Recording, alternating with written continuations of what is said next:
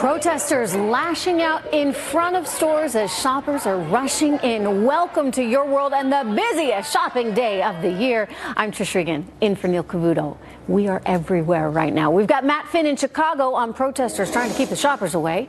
Lauren Simonetti in New Jersey on customers trying to score the best deals. And Hillary Vaughn in Los Angeles on malls trying anything they can to get shoppers off the couch and into the stores. Let's begin here with the protests and Matt. Trish, these protesters have said they want to make a dent in Chicago's pocketbook. So for the third year in a row, they have marched up and down the famed Michigan Avenue behind me, demonstrating in front of stores, protesting and shouting and chanting, perhaps to scare customers away and prevent customers from getting in. They're doing this all in the name of alleged police brutality and even police murder here in Chicago. These protesters say they want to hurt Chicago where it hurts, in its pocketbook. So they are marching up and down Michigan Avenue to try to dampen Black Friday sales here on Michigan Avenue. Today, I guess you could sum it up as a nuisance. People were still able to get in and out of stores. Police followed around the protesters with no major incidents, but still it's a nuisance and it's a pain for families and people who are out here shopping, especially those with little children. You see a group chanting or shouting nowadays and you're not entirely sure what it's about. Now, when this first began in 2015, we were here reporting on that, and there were protesters storming up and down Michigan Avenue for hours on end, essentially shutting down major flagship stores like Apple and Nike.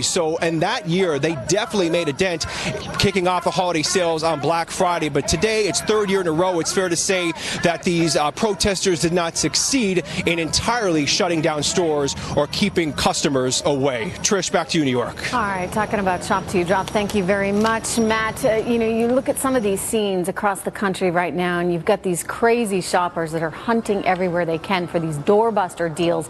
But is the real frenzy actually online, not at the brick and mortar? Lauren Simonetti is in Jersey City, New Jersey, with more on that. Hi, Lauren.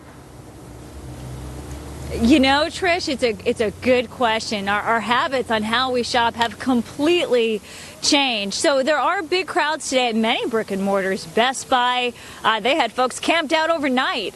Mall of America had craziness. So the crowds are showing up, but they're just not everywhere because the crowds are quite honestly on their phones. Online shopping today, this morning alone, Adobe says $640 million just this morning. Add that to $1.5 billion online yesterday, a holiday. That's a lot of money. But most of it, about half of it, Trish, is happening on mobile devices. So retailers, I'm in front of Target right now. They decided that yesterday, instead of staying open overnight like their competitors, Kohl's and JCPenney's, they said, you know what, we look at the numbers. We're going to close at midnight. We're going to reopen on Black Friday morning, which is what they did. Are there crowds here? Yeah. Is it crazy? No. Because so many shoppers know that those deals are happening online, which brings me to what is very well expected to be the absolute busiest online sales day we've ever seen. Cyber Monday, the Monday coming after this weekend, we're expecting to see $6.6 billion in sales. So you also spoke about deals. 4K TVs, as always, the smart TVs are hot. The gaming consoles, those are hot. Plus toys. Amazon, 200,000 toys. Trish, this morning alone, that was double last year's number. So the deals are there and the appetite is there. We're just shopping in different ways. All right, consumerism at work. Thanks so much, Lauren. Malls are pulling out all the stops to try and get the shoppers into the door. Hillary Vaughn is in Torrance, California, with some of the more inventive things, shall we say, that the malls are doing. And give us some insight into that, Hillary. And Trish, well, Black Friday is brick and mortar's Christmas launch party as they kick off the holiday shopping season, but more and more people are celebrating from home, opting to go online to shop the Black Friday deals. So malls are pulling out all the stops, trying to get people to hop offline and walk into their stores. Malls across America are investing a lot of cash in Christmas, and they're hoping for a big payoff. Shopping centers are dropping as much as $500,000 each season on holiday decor and family-friendly festivities, trying to offer shoppers a shopping experience that is worth the wait in line. And for some, it is paying off. The North Hills Mall in Raleigh, North Carolina, held a tree lighting extravaganza that turned out over 10,000 people. They're also organizing holiday-themed cooking classes with families and pop-up pet adoption drives. The entire goal here to bring more foot traffic through their doors and get people into the habit of going to the mall again. Now, several malls have installed seasonal ice skating rinks. One Baltimore-based mall has a calendar full of events for shoppers, including breakfast with Santa and pet photo ops and free hot chocolate on Friday nights. Now, the National Retail Federation expects sales to bump up 4%, making it the best holiday season in over 3 years. But Trish, so far this Black Friday, over a third of all sales have been online. Trish. That's the way the world's going. Thank you so much, Hillary Vaughn. Amazon surging 2.5% today because, of course, what are shoppers doing? They are shopping, as Hillary just said, online, going right to the couch and clicking there.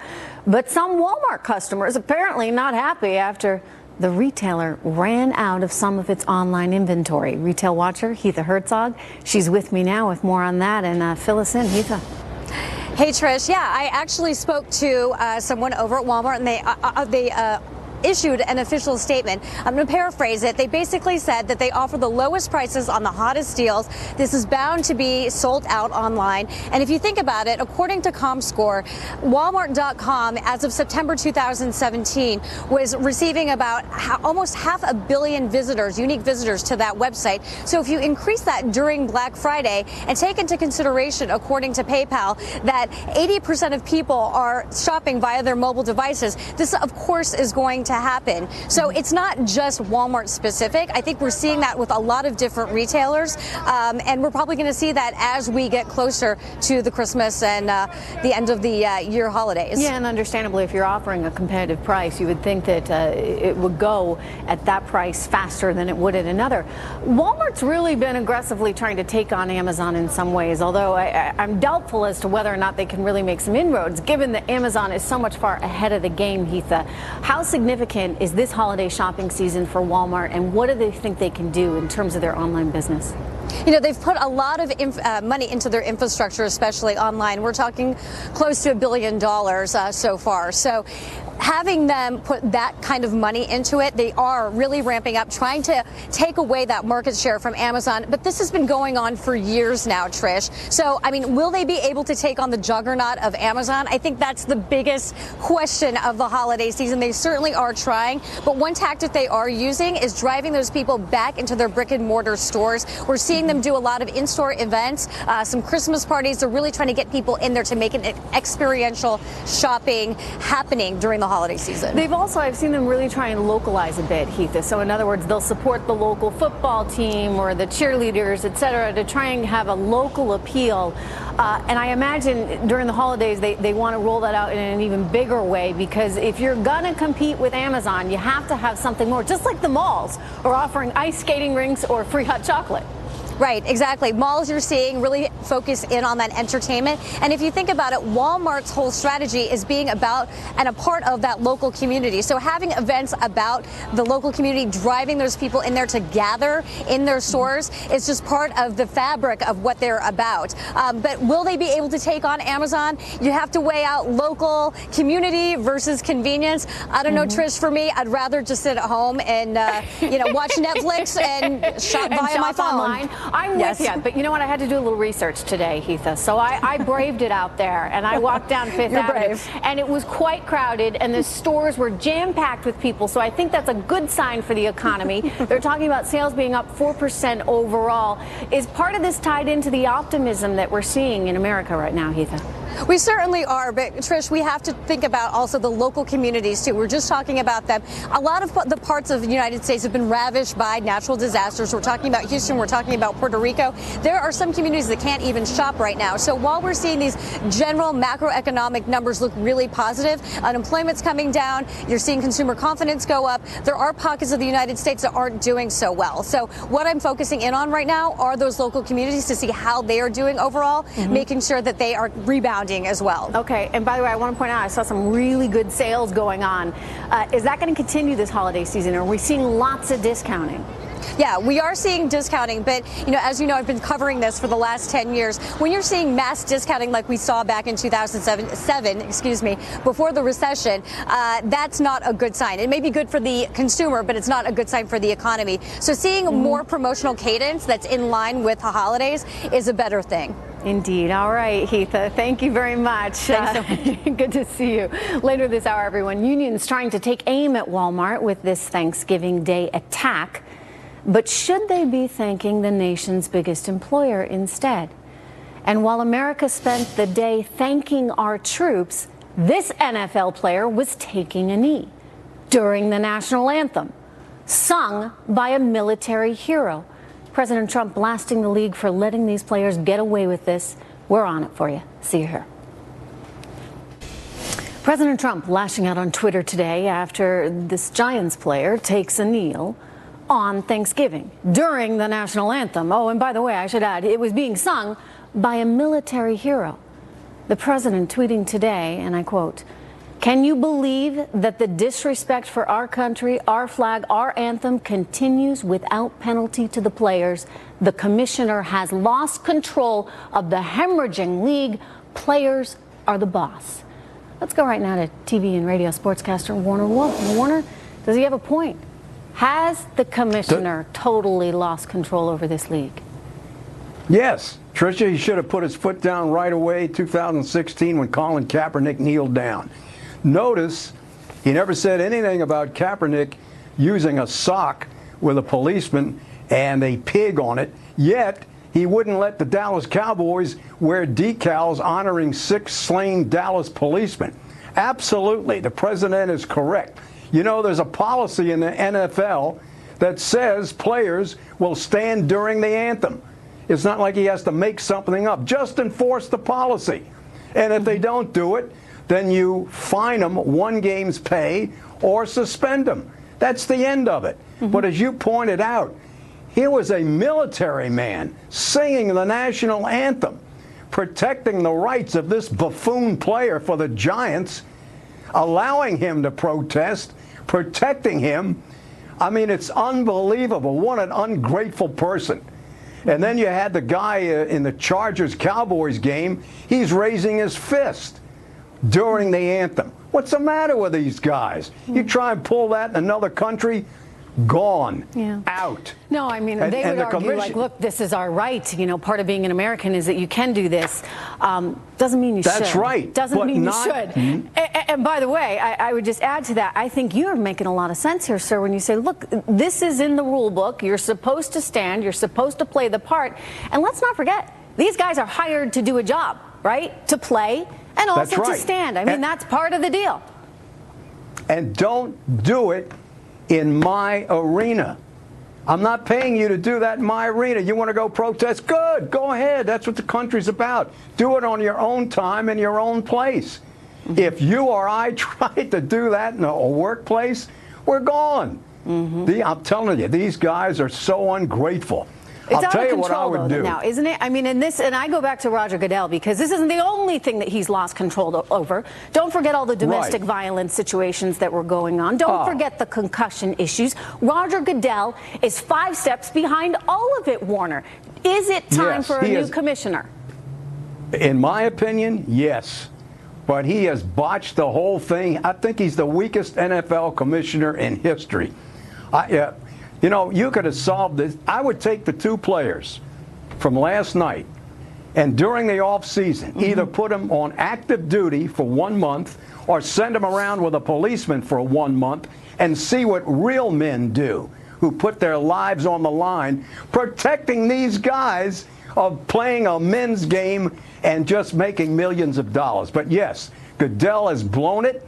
And look, he makes $40 million a year. He's not going to rock the boat. Perhaps soon 50, Warner. He's asking for $50 million a year. That's right. Some big bucks for what one could argue not a very good job. That said, credit where credit's due. It was actually only 1 player in yesterday's game that took the knee. So are we seeing any kind of progress? But one player raised his fist in the Chargers game. That's it.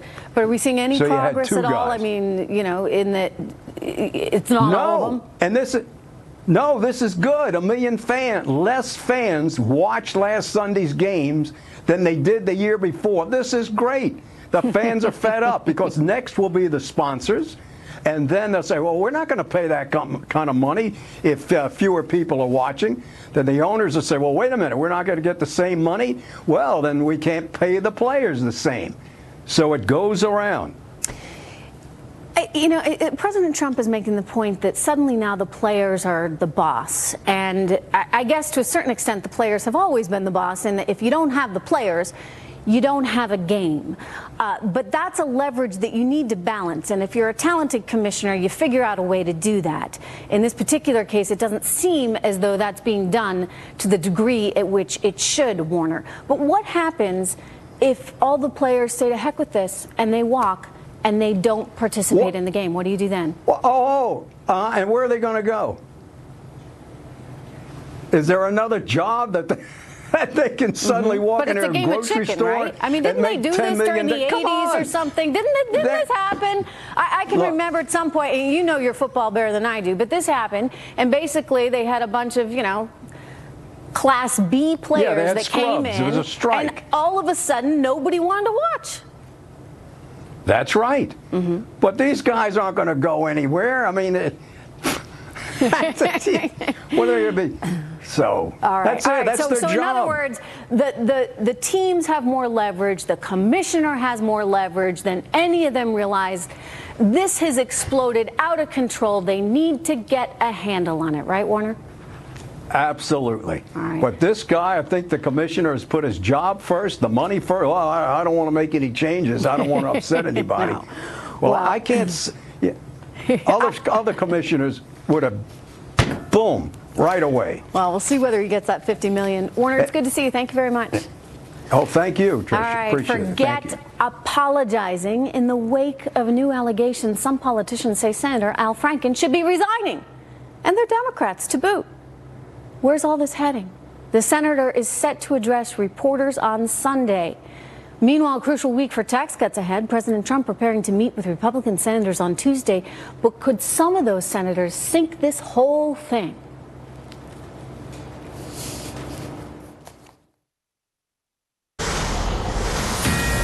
Sexual harassment claims are still rocking Capitol Hill, with Roy Moore refusing to drop out of the Alabama Senate race. And now Senator Al Franken is issuing another apology as some members of his own party say he should resign. Fox News correspondent Kristen Fisher is live from Washington, D.C. with the latest. Hi, Kristen. Hey, Trish. Well, Democratic Senator Al Franken is now apologizing after 4 women have come forward and accused him of inappropriately touching them. First, it was radio host Leanne Tweeden who said he had touched and kissed her against her will during a USO tour in 2006. Then on Monday, another woman said that he grabbed her bottom during a photo op at the Minnesota State Fair in 2010. And now the Huffington Post is reporting that 2 other women say that he did essentially the same thing at campaign events back in 2007 and 2008. Well, the congressman responded last night by apologizing without admitting to any real wrongdoing. He says, quote, I've met tens of thousands of people and taken thousands of photographs, often in crowded and chaotic situations. I'm a warm person. I hug people. I've learned from recent stories that in some of those encounters I crossed a line for some women, and I know that any number is too many. Now, in addition to the allegations against Franken, you've got Republican Congressman Joe Barton of Texas dealing with that naked picture of him, which appeared on an anonymous Twitter account. You've got Democratic Congressman John Conyers of Michigan accused of sexual harassment, which reportedly led to a settlement funding by taxpayers.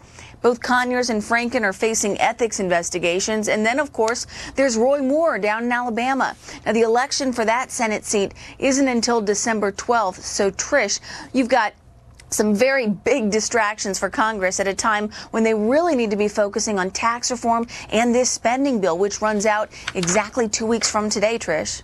They got a lot of work to do. And a lot of distractions. You're right. Thank you so much, Kristen Fisher. Sure. With a big agenda to tackle, how should Congress handle these claims so they can focus on actually serving the people? GOP pollster and communications expert Lee Carter joins me now. And Lee, what a mess. I mean, it's really bad. And we've also learned that there's a $17 million taxpayer-funded fund to deal with paying off some of the people that are victims of these harassment claims. This is, I thought that politics was going to be the worst thing that we're going to have to talk about at the Thanksgiving dinner table. This, by far, was one of the hardest conversations I think people had to have, because we're talking about the leadership of our country, and it's one by one these people are falling, and it's become political, and it shouldn't be political. What this is disgusting, abhorrent, and we need to take a stand across the board and say we are not going to allow this. But is it really political? I mean, it seems that, there's guilt and blame on both sides. It does seem that way. Republicans and Democrats. And that's the way I feel. It shouldn't make it a right or a left issue, but it seems that they are. People are talking about the degrees of who's right and who's wrong. More is worse than Franken. It doesn't matter. All of this behavior is disgusting, and we have to teach our children better than this. In Al Franken's case, there's that horrible photo as well that I'm sure you've seen that made the rounds of his hands on a woman's breast while she's sleeping. And to me, it was just the epitome of disgustingly, and yet he doesn't want to resign. He thinks he can regain the trust of his district. What are the chances of that? He doesn't want to resign. He thinks that was some kind of a joke. I don't know how you can think that was funny. He should resign. He absolutely, if we're going to hold the standard to Moore or to others and say they should resign, we should absolutely hold that same standard to Franken. Because it's not just this one woman. He didn't just have a lapse of judgment. What's now we have 4 new women he's apologizing about. So we've got to take a look at this and say, what would we do? Let's think about what we would do if we were in the corporate sector, first of all. In the corporate sector, this would launch an investigation. Likely somebody would be, these people would be fired. At a minimum, they would be suspended and not allowed to be performing their jobs while they were under suspension. Well, there's news today now that they want to actually put some classes in, anti-discrimination, anti-harassment classes, etc., so that members of Congress can take these things and somehow learn how to behave. It amazes me that you have to take a class to learn how to behave like a decent human being, but so be it. If that's what it is, I guess that's what it is. Lee, most corporations have classes like that already, but there's nothing on Capitol Hill, apparently. That's right. I mean, most companies do, and in fact, most companies that I work with right now are refreshing those policies, and they have all kinds of, training that's going on. Some people are complaining it's going too far because there's things like, can you even compliment women anymore? Which is saying, come on, people. If I got to go to work, tell you I like that dress, right? Yeah, that's not what this is about. And that's when the pendulum swings too far. But I think people know the difference between saying, Lee, that's a great dress, and something else. Yeah, right? I would hope so. But I know that this is an issue that a lot of people are talking about out there. How do you know when is too far? Now, I think that everybody knows the difference between something that's meant to be sexual and not, something that's inappropriate and not. And I don't know if training these people is going to help it that much. When you look at how men in the workplace come, right out of college, we know 1 in, 4 or 5 women has experienced date rape. What do we expect them to get a college degree and this kind of behavior to stop once they get into the workplace? There's a more systemic issue here that's at play. And it's not a Republican issue. It's not a Democrat issue. This is something that we need to get a hold of and make sure that we take a hard stand now. We can't allow this and say that we're going to say it's okay just so that we can get a vote through. It's front and center for sure right now. So people have been put on notice. Lee Carter, thank you so much. Great to be here. All right. This is the day union-backed protests against America's largest employer used to look like this. But now they're declaring war on Walmart in a different way. Why the change? What is it? And if you thought you waited to get on that flight going to mom and dad's, just wait until you find out how long it's going to take to get home on Sunday. And so you thought the airport was packed on your way to grandma's? Well, guess what? Just wait till you return home on Sunday. Airports preparing for major lines as new TSA security procedures kick in and nearly 3 million passengers flood in. I do quite a bit of holiday shopping, and I use Ebates for all of it. I earn cash back just by doing the shopping I was going to do anyway. It gives you cash back on anything and everything that you buy for your family. Not only do I get all my holiday shopping done in a short amount of time, I get money back for doing so. I could use that cash back to buy more gifts, or actually a gift for myself. Sign up for free, shop at your favorite stores, get paid. Join today and get a $10 bonus at ebates.com. Your home network may not be as secure as you think. Even if your Wi-Fi router is password protected, cyber criminals could get into your network through connected devices and steal your personal and financial information. Introducing Norton Core, a secure Wi-Fi router. Core monitors your connected devices and helps quarantine any threats. Norton Core, a secure Wi-Fi router with the speed you want and the security you need. Act now to enjoy $100 off plus free next-day shipping with promo code BUYCORE at BuyNortonCore.com. Forget Black Friday. Holiday shoppers rushing into Walmart stores on Thanksgiving Thursday. Bargain hunters, they like it. But one pro-union group absolutely hating it. These are all real Walmart workers, afraid to speak out publicly or show their faces. They're faced with a choice of working with no holiday pay on Thanksgiving, instead of spending time with their daughter, or to see her grandfather, or to be with her 4-year-old. Hard-working Walmart workers with no holiday pay and no chance for a better life. So this Thanksgiving, give thanks for one thing, that you don't work for Walmart. Making change at Walmart. That's the organization putting out that ad and planning others against the nation's largest private employer this holiday season. Amy Ritter is the group's communication director, and she joins me now. Amy, welcome. Hi, Trish. Thank you for having me. So what is the point that you're trying to get across? What do you want to accomplish with a commercial like this? So this commercial is all about recognizing what holiday workers sacrifice when they go into work on these holidays. Holidays that make everybody better, that make the world happen. And this is all about giving those workers the fair compensation that they deserve for working hard and sacrificing time from their family, time away from their children, and really doing what it takes to make the holidays happen. It's about recognizing that and giving them the pay that they have earned and deserve. Well, what about the worker's choice in all of this, right? I mean, the worker theoretically could say, no, I'm not going to do that. I'm not going to work for that little amount of money. And could go elsewhere, could stay home. How does that account into your thinking? Sure. Well, when Walmart is the largest private employer in the nation, the largest retailer in the world, they employ 1.5 million workers in this country. It doesn't really give a lot of choice for workers. Walmart is in every corner of this country and employs hundreds of thousands of people, and it's hard for workers in the retail industry to have a better life when you have the largest retailer in the nation setting a standard that is so low for so many Americans. So how do you fix this in your view? Is it unionization of workers? So we think the solution is, first of all, bring back the holiday pay that Walmart used to provide for its workforce, paying a livable wage so that workers don't rely on government assistance programs to the tune of $6.2 billion every year, estimated, doing the right thing like investing their profits back into the workforce and not into share buyback programs like they're doing in the stock market. The solution is simple. It's investing in the workforce that make the holidays happen.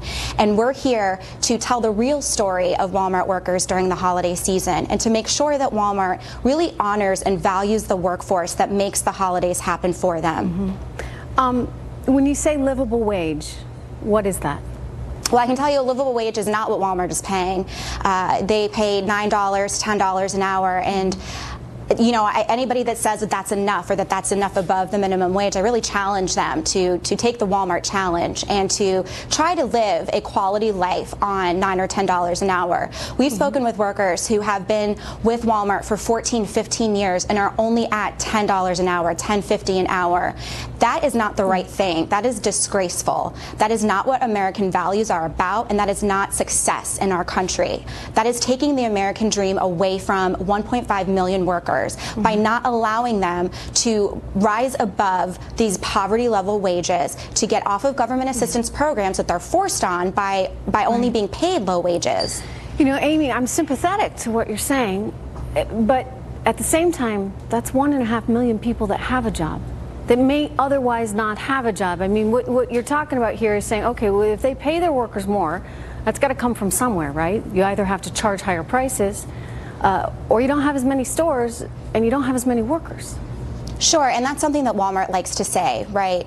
But the fact is they profit an average of $15 billion every year.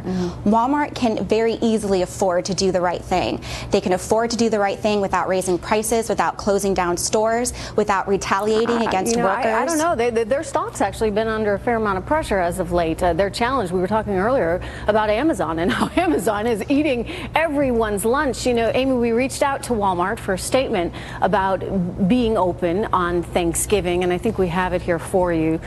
This is what they told us, and I quote, "Being open on Thanksgiving isn't new for Walmart. In fact, most of our stores have been open 24 hours since 1988. Just like restaurants, gas stations, airlines, and other grocery stores, we're open as a service to our customers on Thanksgiving." In other words, part of being in business is being open on days when customers are going to want to shop. And part of working for that business means you're willing to work on days that, well, the customer's going to be there.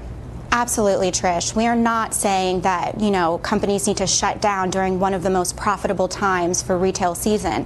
What we're saying is that these workers going into work on the holidays that are giving up time away from their families and from their children and from loved ones, that they deserve to be paid that additional holiday pay that shows them, that tells the story that this is special, that working on the holiday, we recognize all that you give up and we care about our workforce, and we're going to compensate you fairly for giving up your holiday so that others can enjoy theirs. All right. Again, ultimate goal here with your organization, would it be to unionize these workers? Do you think they have more power together? Well, we always believe that America is stronger when we're together, and that we can make the right steps to change Walmart, make them a more responsible employer. And if that means workers having the ability to speak up, workers being able to discuss things like wages, like holiday pay, like the inadequate benefits that they're receiving, like fair scheduling, absolutely, we think that they should be able to have that ability. All right. Amy, thank you very much. Good luck. All right, thank you so much, ahead of Trish. make or break week for tax cuts, markets are betting big that those tax cuts are going to happen. So what happens to the markets if they don't? We're on it.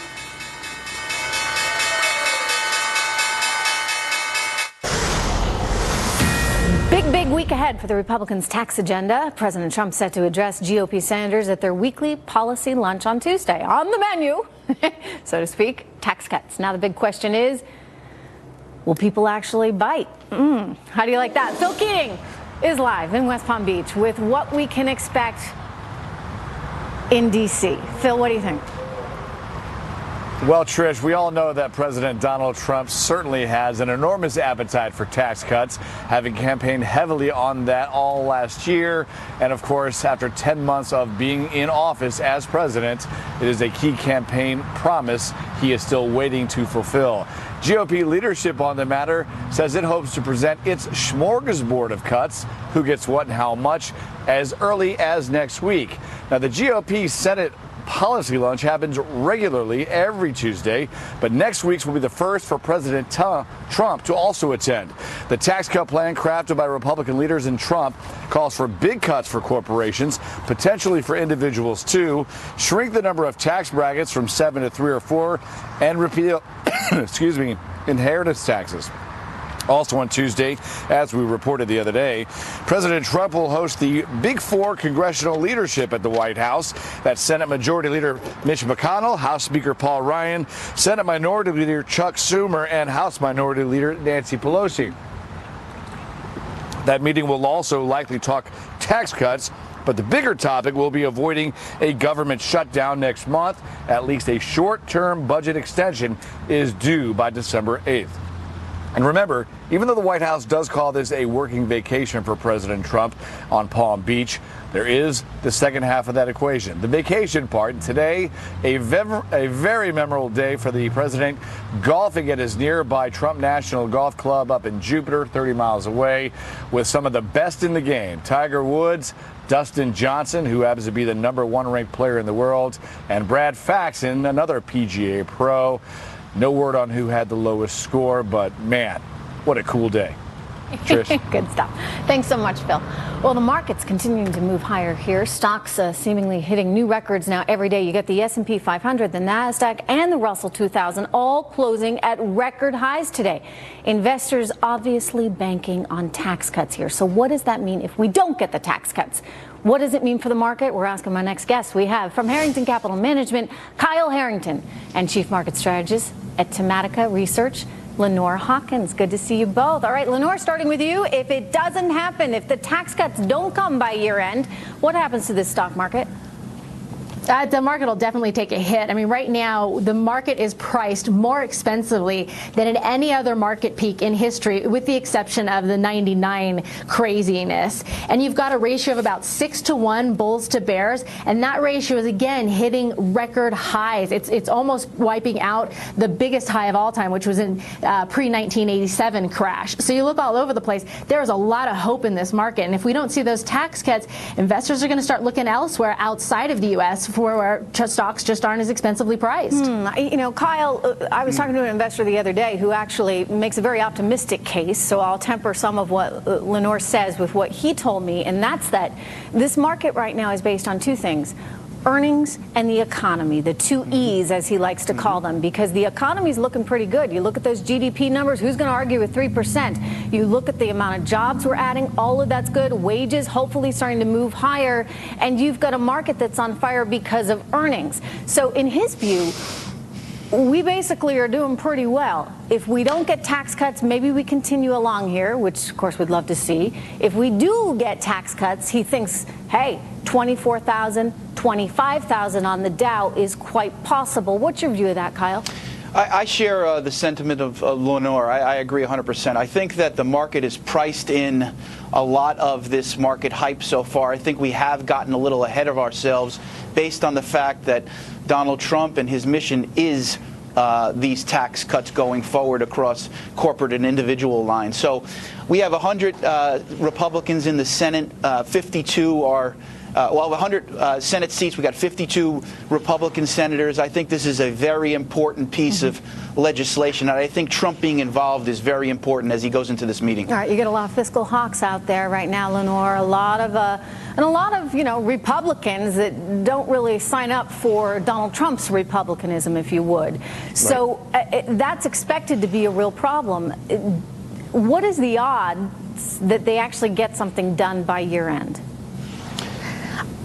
I think it's going to be very difficult for them to do it. I mean, there's not a whole lot of time left, and unfortunately, we are become so polarized that trying to get everyone on the same page is not going to be an easy thing. And a lot of those Republicans are right when they look at this bill and they say, well, you look at total government debt, now that's national, state, and local, as a percent of GDP. Back when the financial crisis started in 2008, it was 75%. Today, it's 110%. And that debt, a lot of it keeps coming due, so we have to keep refinancing it.